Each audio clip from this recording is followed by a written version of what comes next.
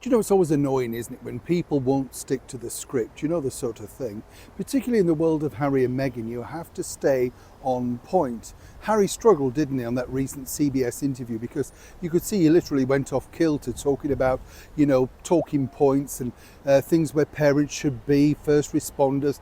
Meghan, furious sitting there, buzzing in fact, because she just could not believe that he couldn't clearly remember the basic script. Well, now this has happened over in Colombia, a bit of a shambles already, something that's making Meghan fizz in that deluxe 5-star hotel, even with all that free security. As ever, let me explain.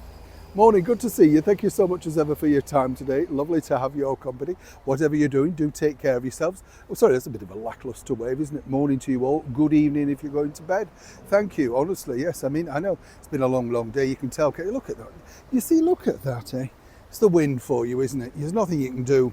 And there you go. Somebody said to me the other day, "Oh, Neil, I didn't realise you were a natural blonde," or "We're not a natural." I am a natural blonde. But of course, in the world of theatre, sometimes in the pictures that I've shown before, you had to cut, colour, dye, whatever your hair for that part. You know, I mean, it's called show business, love. But there you go. Back as ever, though, to your royal story of the day. Interesting this, because Harper's Bazaar are the company that are now the people select who are going to be taking the pictures and all that sort of stuff. Allegedly there's a deal being cut, so there's some money there. What's also interesting is that all pictures now have to be credited to Archwell, so they're clearly trying to own their copyright, and there's nothing wrong with that. A lot of celebrities do, but I can't really think there'd be that much call for these particular fake royal tour pictures. But here's where it gets really interesting for me, because as I said at the start of the video, I just find it odd, because you know, you just need one person to put their foot in it, don't you? You know, the sort of thing that just goes wrong instantly and it can bring the whole thing down. And sadly for Harry and Meghan, that's been done literally at the very start of this, because the person who invited them, Francia Marquez, right? Well, the bottom line is everybody's saying, oh, it's nice, and is there a political reason and stuff like that.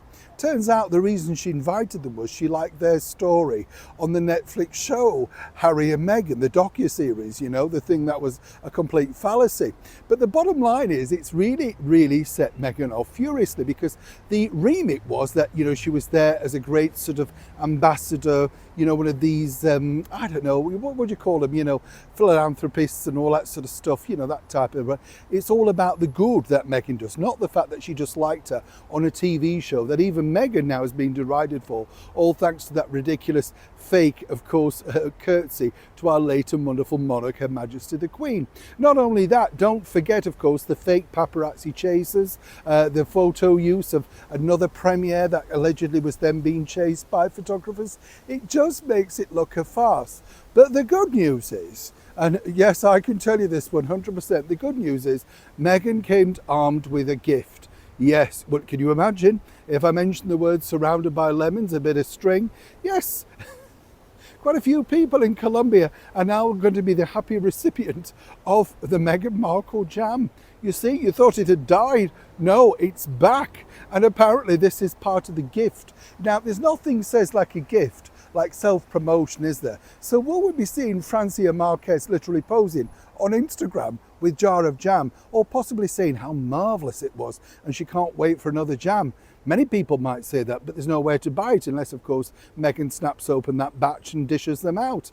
Either way, this hasn't got off to the very best starts of what was supposed to be this glittering comeback. Oh, it's Norma Desmond Mark, 57 this time. Neil Sean in the very heart of London.